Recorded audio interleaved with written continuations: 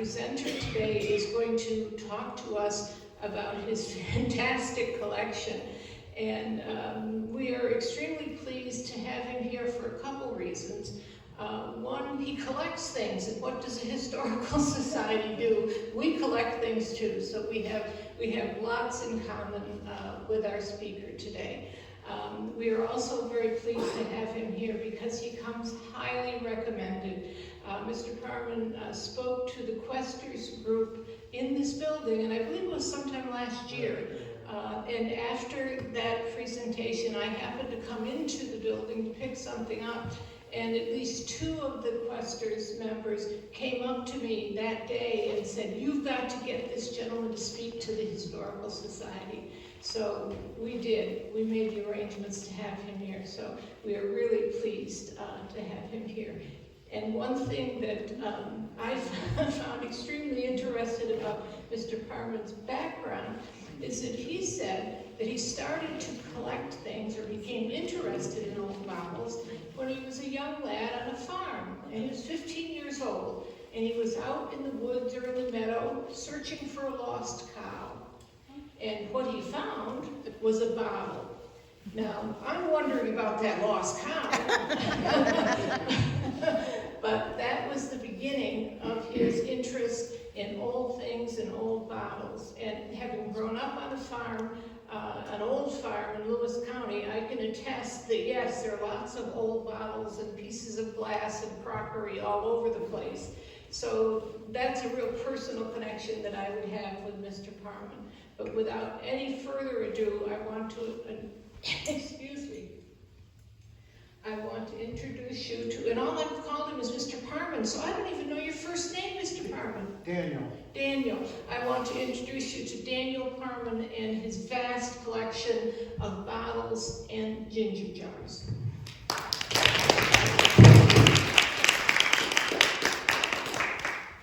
Okay. Can you hear me? I don't know if this is going to work.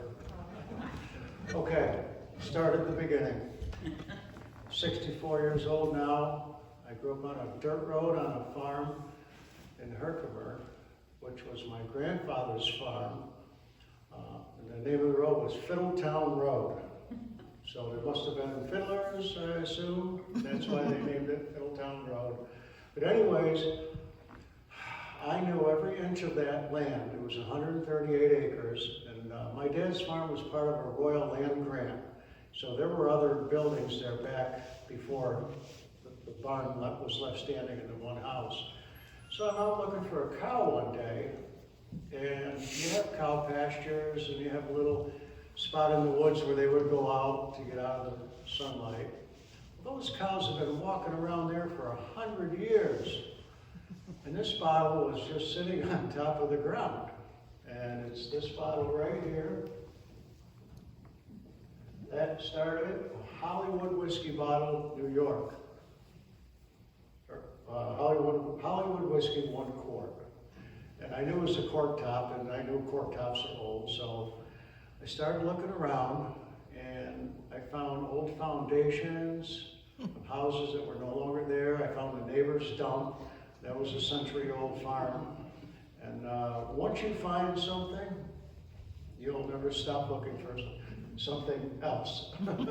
So this is the bottle that started it all right here. And I managed to save that bottle for 50 years just because that's the first one. So, and while I'm on, there's a lot of different categories here, so I'll just stick with some of these whiskey bottles. So that would have been a whiskey bottle. This is a whiskey bottle. You hardly ever find them in green.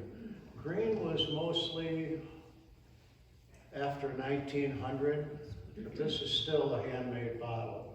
So this bottle is worth more than a brown bottle would be as far as, excuse me, for sale. If you get a bottle like this is a 3-piece old whiskey bottle. These would have had labels. They were mass produced and the guys put their labels on it, whatever it was. But this is a beautiful teal color. And if you look at the bottle, the characteristics mean a lot to the bottle. you know, as far as collectors go. It's got bubbles. This one is what they call whittled. So this bottle is probably hot glass in a cold mold. And when you think about it, all these bottles had to have a mold made for them. And you're talking back in the 1800s where they had to mine the ore to melt the steel to make the mold and then make the bottle. I mean, it sounded like they just had, you know, things ready to make bottles. That was before the hand-blown bottles, you know, after that. So this is a nice, this is probably about a $30, $40 bottle. These 3 bottles here take up a lot of space in my house, and they're would have been in one of the pharmacy bottles, and those are staying here to go into your collection, because I'm not going to take them home. So those belong to the society. Let's get into the flasks. These here are a category called historical flasks, okay? They're made specifically in different glass houses in New Jersey, Pennsylvania, New Hampshire, Keene, and that's all they made was these particular flasks. These go back to probably anywhere from 1820 to 1850, and what they did was the country was very patriotic back then, and they celebrated everything that happened. The presidents, the freedom, the railroad, and they put pictures on there. So, but these were sold empty to taverns, and the taverns would fill them up or refill them. But some of these go into the tens of thousands of dollars. That's one of the reasons I don't have a lot of them. One I won in a raffle at the bottle show. So, but this one is an eagle and a horn of plenty, okay? And they're all handmade. I'll get into making of the bottle in a minute here. This one here, you can see the colors are they're just beautiful colors. This one was Success to the Railroad. So it's got a picture of the horse and carriage, and same thing on the other side. Again, the ponto marks, these are all hand blown. This top here, when they blew this bottle into a mold, they just took a big pair of scissors and cut it off, and that's the way they left all these particular flasks. This one here is a deep olive green, and I think it's a horn of plenty, and I don't know what they call that. But again, pontoed on the bottom. And this one here, I think, is a reproduction, because they really didn't make them purple. And a lot of these, the only thing they got reproduced were the things that were worth any money. Okay, so they reproduced them. But this one still has a ponto mark hand blown, but I don't think this is real. So, here's another beautiful example. I found this in a barn in Chittenango. This one has an eagle and clasped hands, union. So they celebrated everything, you know. Like I said, these are highly collectible. It's a whole different category. These little guys here, what they call pumpkin seed flasks, there's probably, well, there's this size. You got this little guy here, and you go even littler, and then you go even littler than that. And like I said, these are probably the ones that Grandma and Grandpa put in their hip pocket, you know, and they probably would have had a label on it. And this one here is a purple one. Now the reason it's purple is because it's been in the ground for 150 years, and over time, the manganese in the glass will turn it purple. So when you go to Bouckville and you see there's a guy who has really dark purple bottles, those are all bottles that had a lot of manganese in them, and they actually nucleate them to excessive, you know, to make the process go faster. This is a naturally purple one. If you put one of those in the window for 100 years in the sunlight, it'll turn purple too. So the sunlight and the time will turn them purple. So this one belongs to my wife. She likes purple. She said, "Where's my purple flask?" I'm like, "I took it with me." So then we get into these strap side flasks. These were for whiskey or wine, probably they were mass produced, and the tavern or whoever will put their label on it, okay? And they're strap side because they have the strap on the side there. And these are beautiful bottles. This one has never been in the ground. You can tell it's so clean. Most of the bottles, and they have different sizes.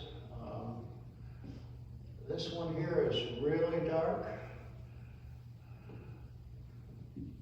And then you get into the lighter colors, the yellows. This bottle is worth more than that bottle, just because of the color, okay? So any odd colors in any of these bottles that were produced, you know, mass produced in a green color or whatever, if you had a blue one, it might be worth 10 times more. These are the same flask, but they're a round shouldered flask. These are more desirable than the strap side flasks. So I just brought a couple to the different colors. Then you got the little clear ones. Again, are in your pocket. And they made a variety, they made all these flasks in this coffin shape. That's what they call a coffin flask. So they have crisscrosses, but they call it a coffin shaped flask. And they come in all the same sizes, different colors. These guys here, what they call a case gin bottle. These were mostly European. This is a very old specimen, very heavy. They used for wine and for gin. And some of them are embossed with the name, and some of them used a seal. This one is a 3-barrel seal, and that's how they identified the company. And the fact that this is what they call a pig snout, they just took the hot glass and mushed it down, and that was your lip. That's how they finished it. This bottle was dug out of a dump in Colony, I believe. I have a friend who's an avid digger. He's like 75 years old. He digs like a woodchuck. And you would not believe the bottles. I thought I had a lot of bottles. This guy has a lot of bottles. And you would not believe the bottles that come out of the ground intact after being buried for 150 years, okay? Something like this is pretty sturdy, yeah. And here's another one with a thing, a BR, again, a pig snout. You can see the glass, how it's drippy along there. It was hot, they just mushed it down. Here's one with the names on them, okay? And you'll find a lot of these with no names at all. They would have had a paper label. This may have had a paper label also. And then all the way down to your size that you could hide more easily. This bottle here is a hand-blown bottle, and this is probably pirate days. They put their rum in here. This bottle, you hit somebody on the head with it, you're not going to break the bottle, you know. So this is a very old bottle, and you can see it has the pontil scar. The way that they made those, they would take the hot glass with a blowing rod, and every bottle had to have a different size mold. And I mean, they had glass houses that must have been really hot. The glass had to be 2,000 degrees to melt. And then to make the colors, they added different chemicals. Arsenic, tin, copper, cobalt made the blue. And so they must have experimented to find out what worked. And then to make the clear glass, when they melted the glass, it came a naturally aqua color. They added something to remove the color. So that's why you have all your clear bottles, you know, that were made back then. But it's amazing how they figured out what to do, you know.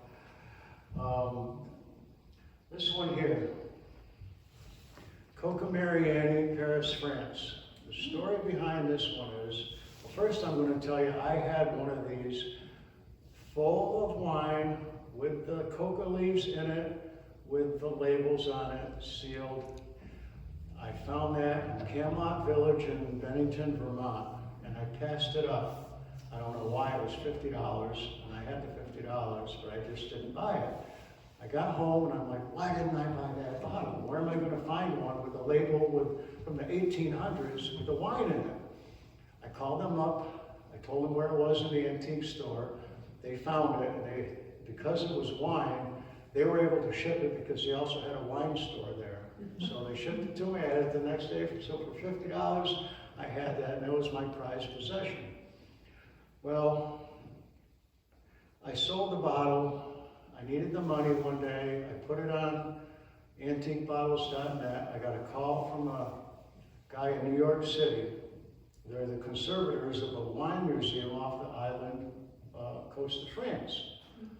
And they have wines all the way back to Napoleon's days. He contacted me. They didn't have a car. They rented a car from New York City. Drove up. I met him at the Albany toll booth. They had a release all drawn up and signed for me. I sold the bottle for a lousy $500. Okay. They told me there was only one other bottle known with the label, the contents, it had coca leaves in it. So the formula with this was made by a guy back in 1860, Angelo Mariani in Paris, France. And he was a chemist, he was messing around. And he was intrigued by the effects of the coca leaf, which was chewed back then for energy. Well, he put it in the wine, okay?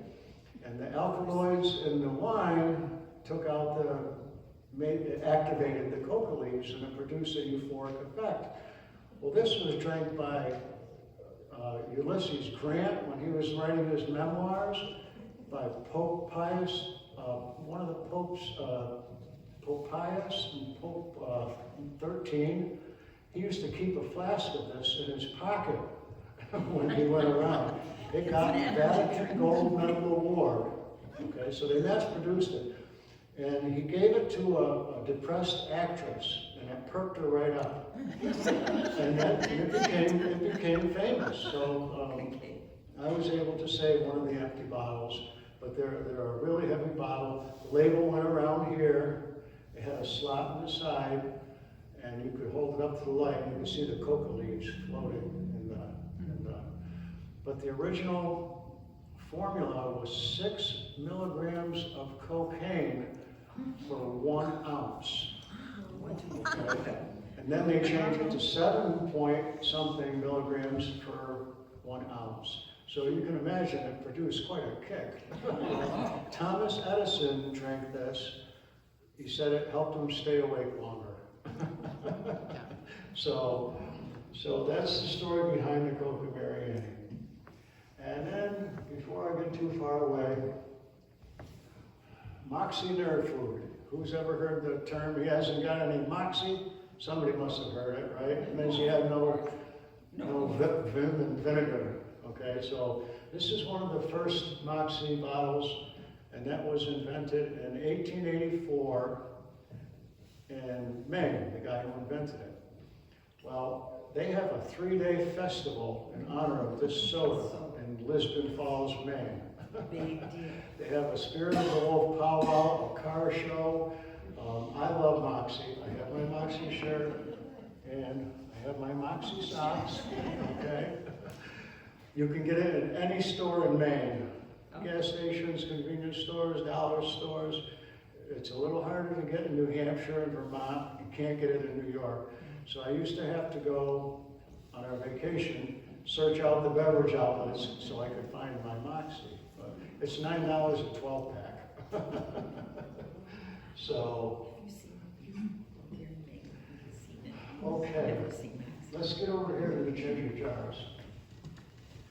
These are all handmade ginger jars, all from China, okay? You'll never find any two the same, ever. They may look alike, but they're not the same. These green ones, they have a different color glaze, as you can see, with different flowers or little pictures up there. These are very hard to find. These clay ones, this is the first one I started collecting, by the way. These are all made in China, and they had ginger in them. You know, I guess in that culture, that's what they stored their ginger in. You can see how crude they are. I mean, they're just so crude. I find one I have to have it. You know, I have 67 ginger jars altogether. I'm assuming they all came with a wicker wrap like this. You can see this one is very, very old. The crackle and the glaze. I would dare say this is probably from the mid-1800s. It's amazing that any of these even survived. This one here has the top, and this one here I found up in Remsen. It actually has the ginger still in it, which is amazing.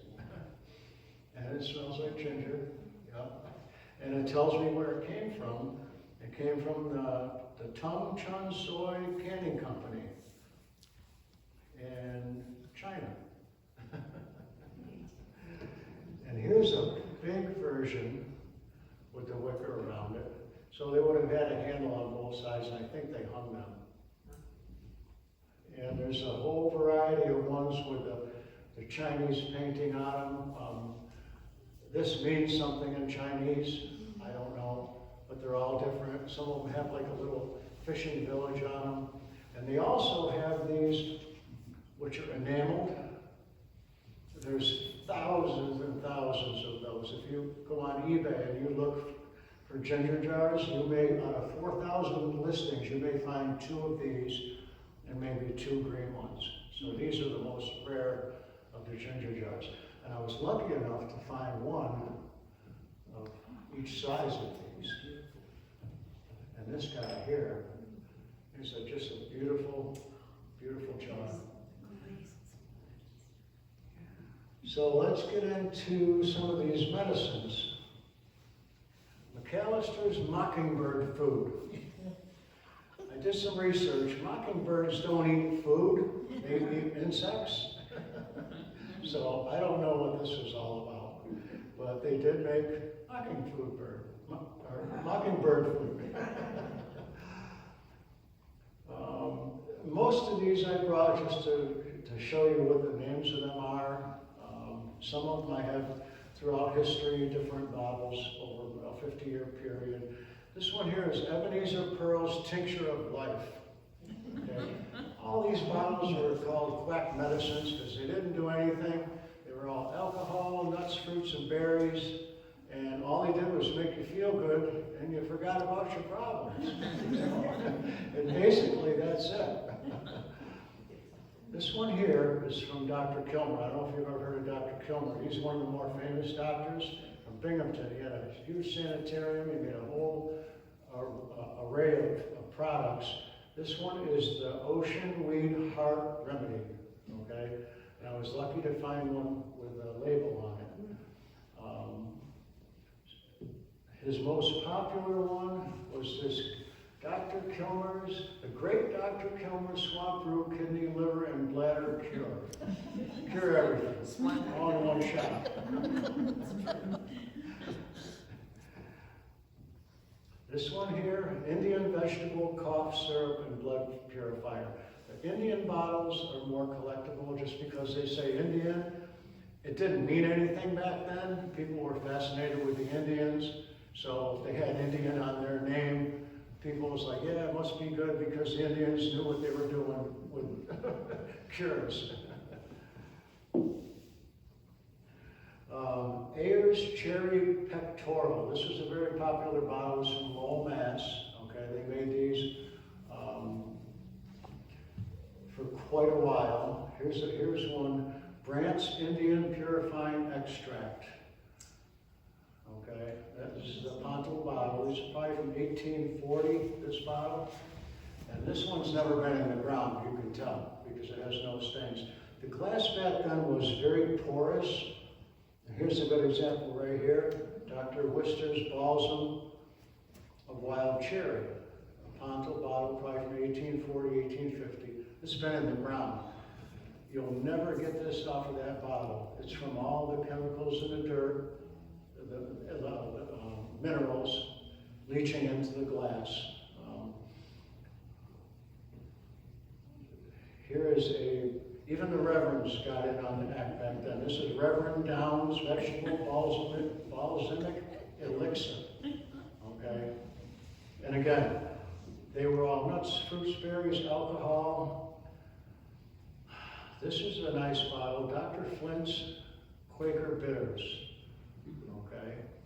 And if you look at the side of this bottle, you can see things that are beaten out. They've used molds. Again, they would peen out the words that they didn't want on there and make a different bottle without that. It did say something here before in the old mold, and it did say something here before in the old mold. So here's another Indian Mastis, Indian Balsam, whatever that was. Here's another Ayers bottle, which is older than this one. This one here is Atwood's Jaundice Bitters. They made this for a long time. It was one of the more popular medicines back then. And all the bitters the bitters is a different category of collection. Okay, there's bitters, flasks, case gins, medicines. All they were nuts and roots and berries and alcohol. That's all any of this stuff was. A lot of people got sick. A lot of people died because there was no regulations. You know, they could make this in a wagon on a trail and just put it in their bottle and sell it. I'm sure a lot of these were sold along the road. You know, here's a nice one. Dr. Hoeflin's German Bitters, liver complaint, and for dyspepsia. They had a lot of dyspepsia back then. This one here, I did some research. Prairie weed. It was made from weeds on the prairie. That's all they say. You know? This one here is a Ponto bottle, probably from 1840. I found this at a garage sale. A lot of people don't know that some of this stuff is worth a lot of money. This is for bed bugs. Dead shot for bed bugs. St. Albans, Vermont. Dutcher's dead shot for bed bugs. The Ponto bottle. I paid $1 for this bottle. I told my wife, she went online with this is a $250 bottle. Okay, so a lot of people don't know what the value of these things are. This is one of the local ones I've never seen. It's W.A. Teach-Out's cough mixture from Utica.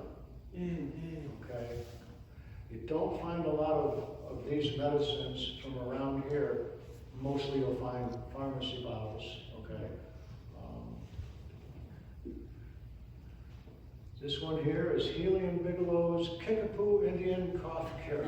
And again, it had nothing to do with the Indians. You know? This one here is from Mohawk, and I've never seen a medicine bottle from Mohawk, New York. This one is Shell's Electric Liniment, whatever that was. I have to say whatever that was because I don't know. This is just another cherry pectoral. Oh, this one here, extract of smartweed. I guess smartweed was different. I don't know, weed that made you smart. Somebody bought it. This one here has a picture of a guy throwing his crutches away after he's drinking it. Okay. Now these here, Mrs. Winslow's soothing syrup was very popular back then. It was morphine. It was for babies.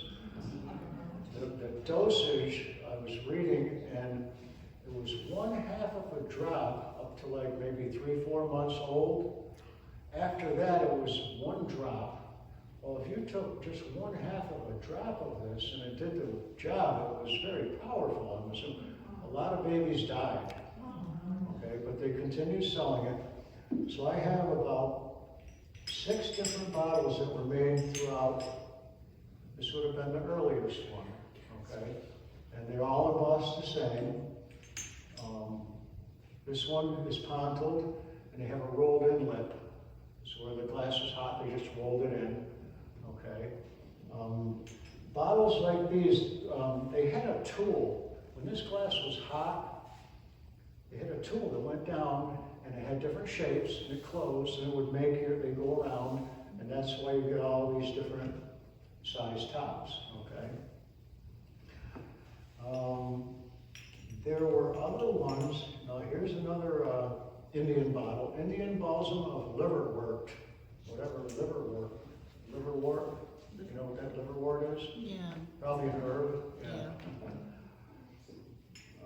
Here's another one. Dr. Jewson's Southern Soothing Syrup. And these are all for babies. And another Mrs. Gardner's for baby. And you heard the term, you're trying to sell me snake oil? Well, they actually did have snake oil back then. So, this is Clark and Stanley's snake oil liniment. These here are Ponto bottles. These are from about 1830, and they're bear's oil.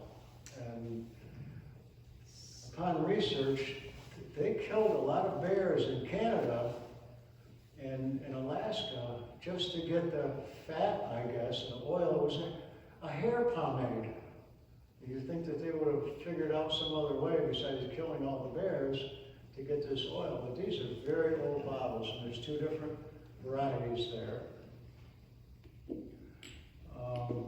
This one here is Tom's Russian liniment, whatever that was. And that's a Ponto bottle. That's probably from 1840. These here are different varieties of snuff bottles. There was a Dr. Marshall Qatar snuff. So we got, this is probably the latest one. Here's one, probably the earliest ones with a Ponto, probably from like 1840. Here's a later one with a snuff in it. And here's a rolled lip, no Ponto. And this guy here, somebody made their own handmade wooden cork with their snuff. And that was nothing more than ground tobacco, a pinch up the nose and whatever. Here is another hair dye bottle, a Russian hair dye. I guess the Russians made a lot of hair dye.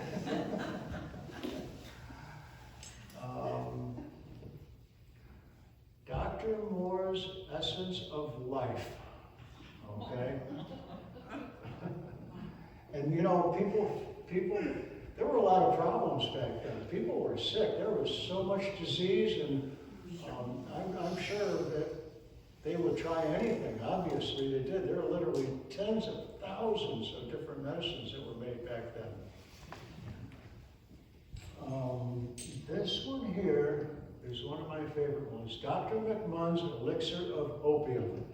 Okay? So this was opium. Here is a later one, and here's another different color one. Here's one that is Pontled. So that's probably like 1830, 1840. And then you have whatever genuine essence is. It doesn't say, but just an essence. Different bottles. I have a couple. This one is Pontled, so that's a very old bottle. This one here, Dr. Miles Restorative Nervine. cures all nervous trouble. Okay? So, and this is Dr. McLean's American Specific worm syrup. There's a lot of worm syrup bottles back then. Everybody was probably really sick back then. I mean, you gotta figure hygiene was probably not the best back then in some places, you know. And here's a Ponto version of that. So a lot of these companies, they made it throughout, 40 or 50 years of producing their product. This one here is Corbin's Summer Complaint Tincture from Syracuse. So whatever a summer complaint was, too hot, I don't know. Drink it, you won't feel the heat, I don't know. And these here bottles are all your pharmacy bottles that would have been in a pharmacy, or they would have used these to mix with other things to make their prescription.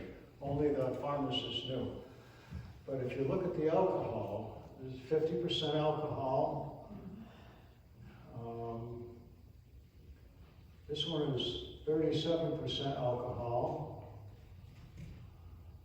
64% alcohol. And here's a hand-labeled anti-asthmatic, which has never been opened, probably 150 years. This one here, actually this gentian root is what Moxie is made of.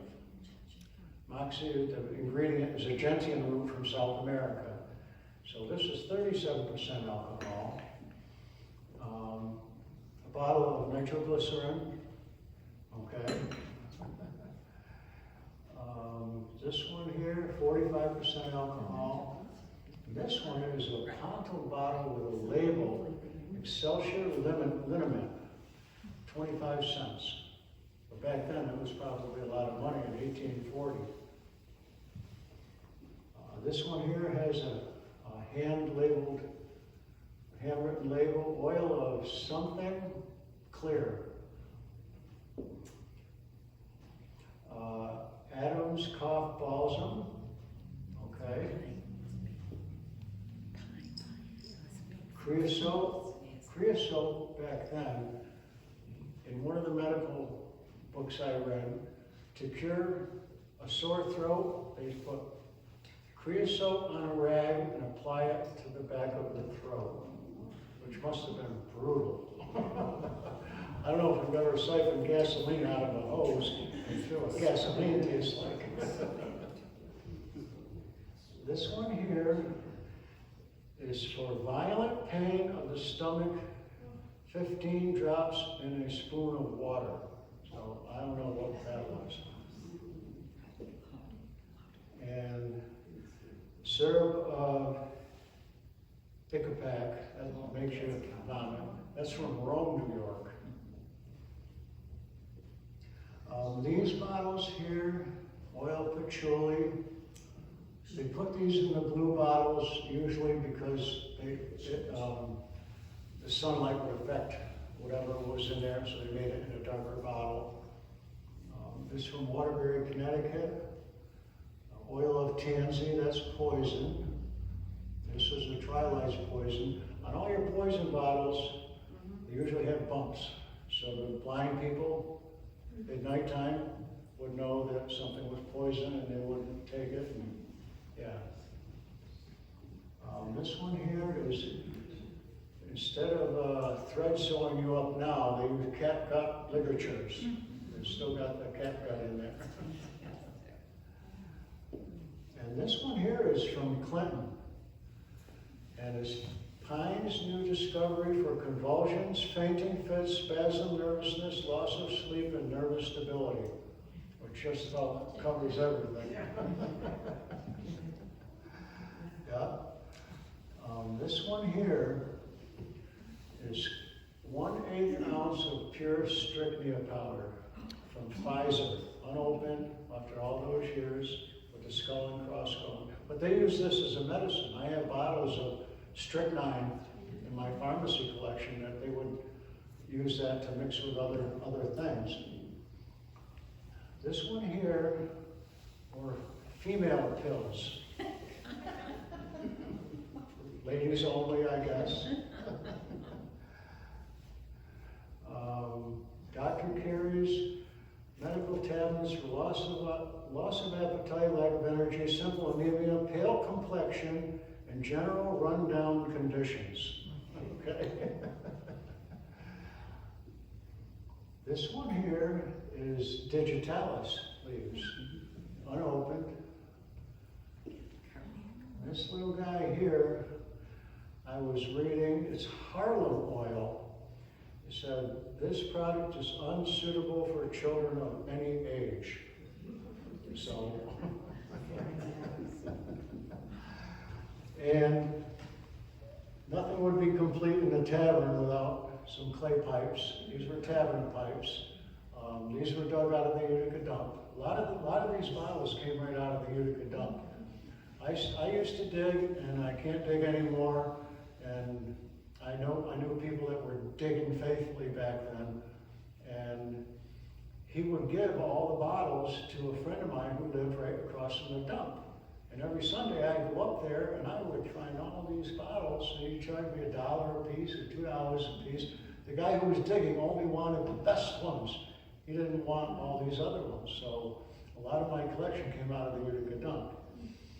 But to show you how little some of these things are, let's look at these little bottles. This is Smith's Bile Pills, okay? And they would have had to make a mold. These were Vicks drops. This was a dug bottle out of the Utica dump with the cap still on it. And there couldn't have been many drops in there. And this is just a little vial, bottled,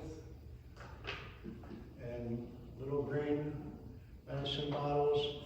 This one here was Pepsi Cola tablets. And even to the size of this little guy here. And then here is one of the green flasks to go with that guy's. I have a book here that tells you every herb and bitter and what they were for all your disorders, what to do, and it lists everything that anybody would need to know mixing this stuff all together. This is one of my favorite pictures I've collected. It's 3 little kids, very dirty, sitting on a pony. And to show you how tough life must have been back then. They had a pony, but the poor little girl, she's covered in dirt, but she had a smile on her face. And this guy here is one of my favorite pictures. It's an old man sitting with his hands crossed, with his probably, looks like he got very heavy wool clothing on with his crutch. Yep. And he's just sitting there. And then I brought a couple of books. This here is a farm directory from 1917 for Herkimer and Otsego counties. And it lists every farmer, what they grew, how many kids they had, how many acres they had. And there's a map in there to, they didn't have road names back then. They had RD1 or whatever. There's a map in there that you would cross-reference. But they give you all the statistics in the back. There were close to 4,000 farms in 1917 in Herkimer County and almost the same in Otsego County. And in Herkimer County, in 1917, there was one African-American farmer, just one. And they list everything in there. So if anybody wants to look through that and see if they can find their family in there, they're all listed by alphabetical names.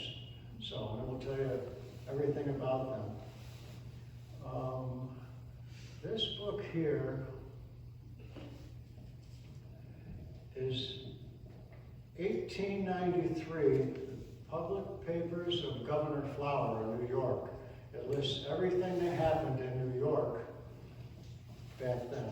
All the bills, all the trying to remove people from office, all the letters, everything that happened, the governor wrote. And in here is pardons and commutations from prisoners. So if it will list the person's name, the date, when they were sentenced, the crime, the degree, and what their term was, and it gives a little story. Well, in 1893, every first-degree murder was to be executed. Just to show you the difference between today and back then, second-degree murder was life. Every one of these, so they didn't fool around back then. And some of them are local. Okay, there's a guy in Herkimer who's in here. So, and then I found that quite interesting. And this one here is historical collections from 1800, okay, 1811, collections of the New York Historical Society for the year 1809. So we're talking a long time ago. So what they did, and here they have all the logs from Henry Hudson's voyage up the Mohawk River. It describes in detail, right from his log, everything that happened to them. And it says when they reached Albany, they were met by Indians who called themselves Mohawkans. And they greeted them with green tobacco and currants. And they were friendly. But also in here, and you got to remember, this is giving an account of British rule back then, okay, back from the 1600s. So they list 11 things that would, under British rule, that you could be put to death for. And one of them is way different than today. Number 11, if any child or children above 16 years of age and of sufficient understanding shall smite their natural father or mother unless thereunto provoked and forced for their self-preservation from death or maiming, at the complaint of the said father and mother, and not otherwise, they being sufficient witnesses thereof, that child or those children so offending shall be put to death. If you slapped your parents back then, they could kill you. And what a difference today. You can't spank your children. And so they go all if any person forcibly stealeth or carrieth away any mankind, kidnapping, to be put to death. So they didn't tolerate anything back then. And this was under British rule in the 1600s, those rules. But I found that quite interesting. And the last one I have here is the oldest book I have, and it's engraved, this guy's 1798, and it is a dictionary of the Bible from 1796. And it goes through everything that's in the Bible, every word, every picture, everything. And these are from George Washington days, you know, Daniel Boone days. This here, oh, I forgot to show you. Moxie even gave you a glass when you bought it. Yeah. This here is an 1837 temperance almanac. The women back then got tired of their husbands being drunk because that's all they did was drink back then. So this is the almanac, and these are all four-leaf clovers that I've taken out of Bibles.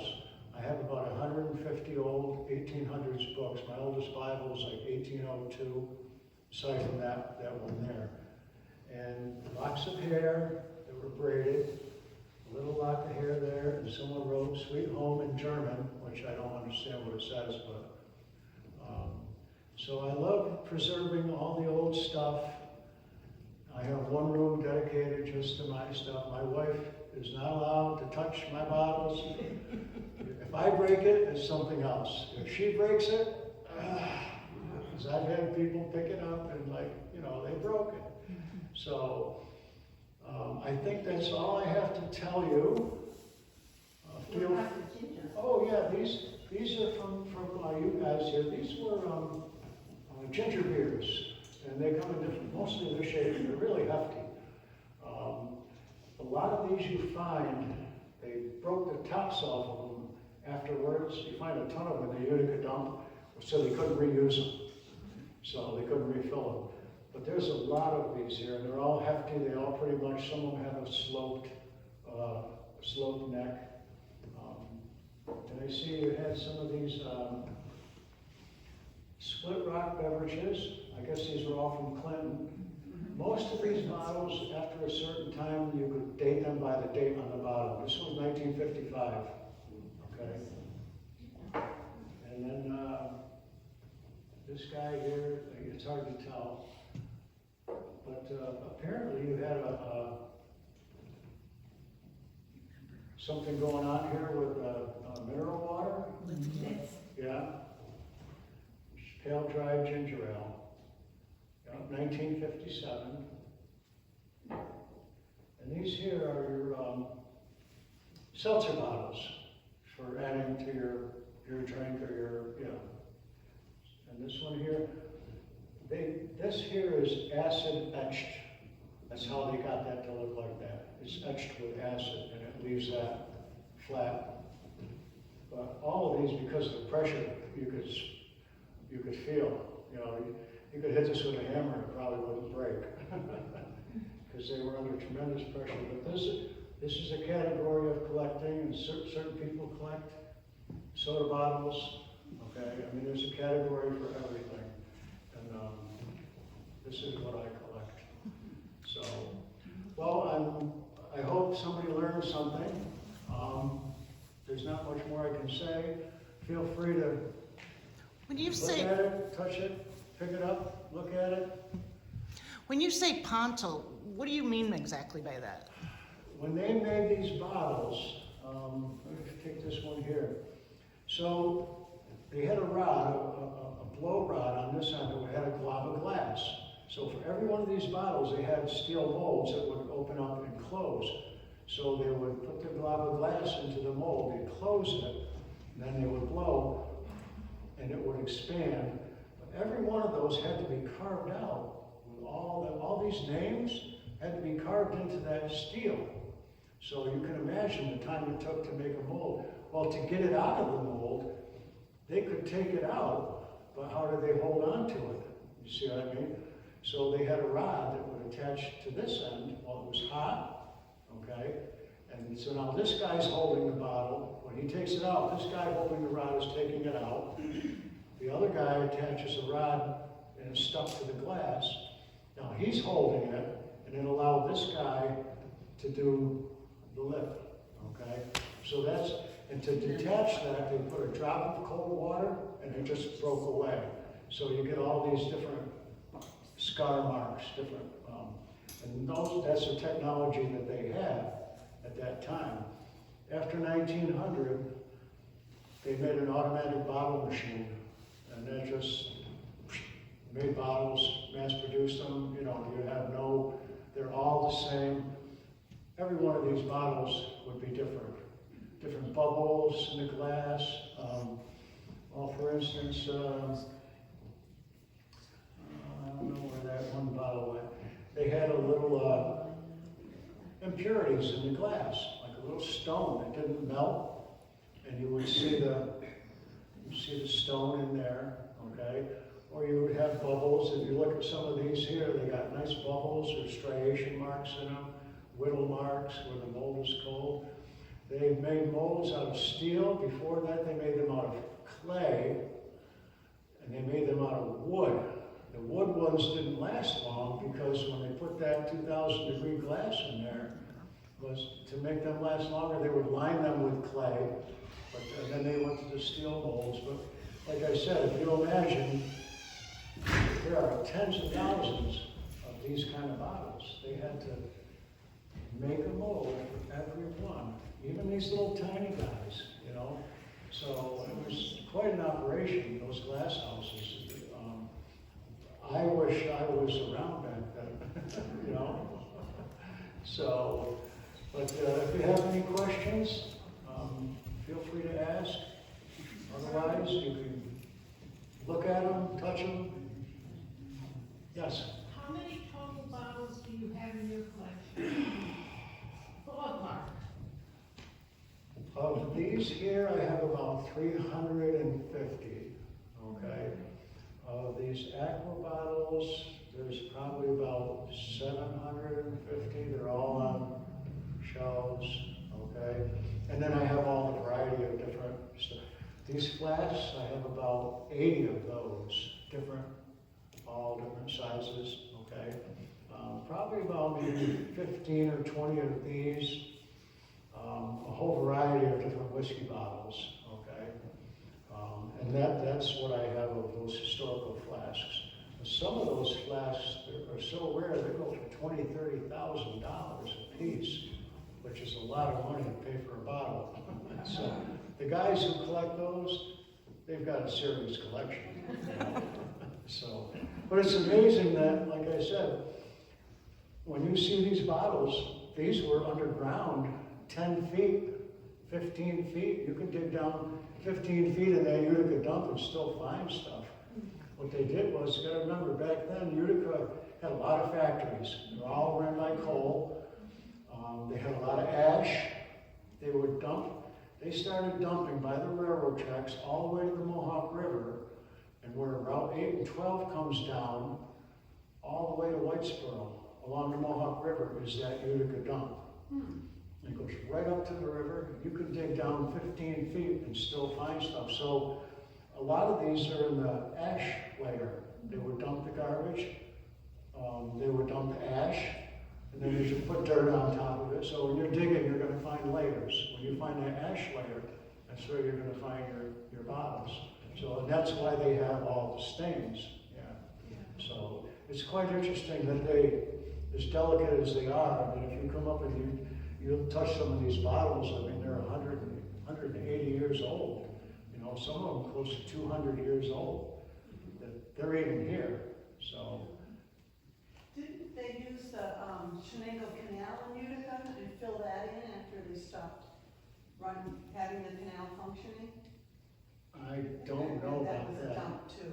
Yeah. Yeah. Well, I know in Herkimer they filled the canal in, and usually that's where all their bottles ended up, in the water somewhere. You know, the people on the boat, that Mohawk River has probably got $5 million worth of bottles laying on the bottom of it, from Albany to Buffalo, you know. So, but I look forward to going to Bouteville once a year, and I always find something, you know. My Dr. McMunn's elixir of opium, I'm constantly rearranging things. And I learned my lesson really hard because I was rearranging things and I had a couple in my hand. I broke my little Ponto Davis medicine bottle, and I broke my only Dr. McMunn's elixir of opium bottle. And I found one in Bouteville, and I told the guy my sad story. He had $75 on the bottle, and after me telling him, you know, I broke my bottle, you know, he gave it to me for $25. So, you know, but yes. You don't even have to dig, you know, if you're living on, well, you found it on your farm. Our home, right on Utica Street, we were digging a garden, and those bottles were found there, plus tons of pottery shards. But those bottles I found in there as I dug my garden. That I got on the corner of the counter. A lot of the bottles, you gotta remember, they didn't have bathrooms back then, they had a privy. That's where a lot of the good stuff is in the privy, because that's where Grandma and Grandpa, you know, they would go out there and then throw it in the thing, you know. So, after 200 years, it's nothing but dirt. Right. They're hard to locate because all you had was the building, you know. So they would move that, so you could have bottles in the ground, you know, usually they were 6 feet down, but that's where a lot of the good stuff comes from. Yeah. So, but it's amazing because, like I said, there was a lot of problems back then. Life was tough. Everybody was probably looking to feel better, had a problem. I don't think there was, the rich people didn't have a problem, you know, but then the rich people still drank this stuff, you know, the popes, the kings, the Shah of Iran, Thomas Edison, you know. So, well, I think that just about wraps it up. Thank you.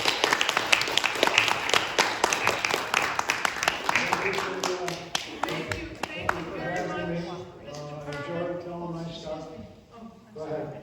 Thank you very much, Mr. Parmon. The questers were not wrong. We are very glad that we have you here today. It's extremely interesting. Thank you very, very much for the donation of These these are going bottles. to you, and I'm going to leave my Clinton bottle to you. Oh my Okay. gosh. Which Do you have anything that's like thousands of dollars? That one is from Clinton. I didn't know that until I go on my shelf and I had to pick out certain ones. I would have loved to print them all, but I can't bring 1,000 bottles, you know. This takes me 2 days to accumulate as it is. But this Dr. Hostetter's, this was given to the Union soldiers in the Civil War. They sold 50 million bottles of this medicine. There's 75 different variants, different companies, they had different numbers on the bottom. They were selling 6,000 bottles of this a day. Wow. So this was the mainstay for the Union soldiers in the Civil War, was Dr. Hostetter's stomach bitters. So, Well, I just have one more comment. You said that your collection was hands-off to your wife. She could not touch it. However, I heard you say that that purple flask was hers. So I guess it's not the same in terms of hands-off for you to her collection. So not quite the same there, I Mr. said, where's my purple flask? Yes, They took it with right. me. Yeah, right. So she can have it back. Thank you again. There are refreshments.